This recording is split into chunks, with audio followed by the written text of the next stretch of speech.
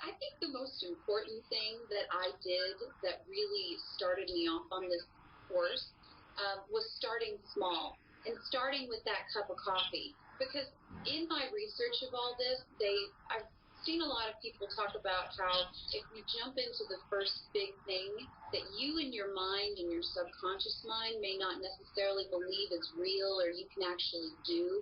You know, if you start off saying, I want to make $1 million this month, you know, it's the likelihood of that happening is if you were to rate it from a 1 to 10, it would be, you know, a 1 probably in your subconscious mind if you're not making any money.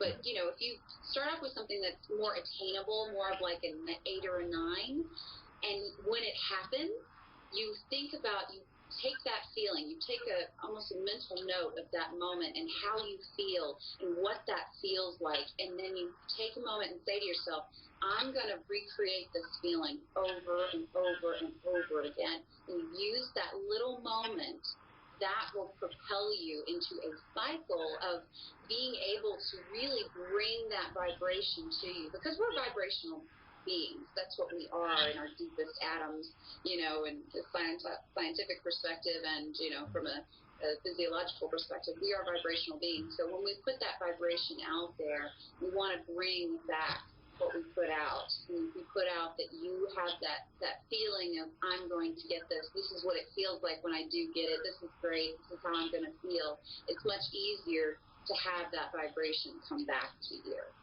One other thing that I will tell you that I think really was a huge thing that helped me, because that's a great start, but once you get into it, there are days where it gets really tough and you're in a bad mood. I mean, there's days where I've woken up and I just want to be in a bad mood that day for some reason.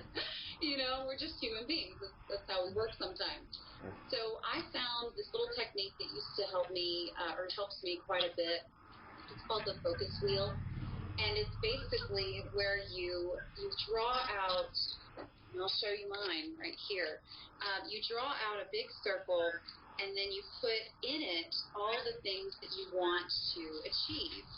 So in the middle of this circle, I don't know if you can see that, is my $10,000 that I wanted to make this month. On the outside of the circle, you place 12 things that are things that make you feel good, that you know, are almost affirmations of whatever this thing is. So, for example, mine are, I love money coming in. I love having money come into me freely. I love being free from a company and an office.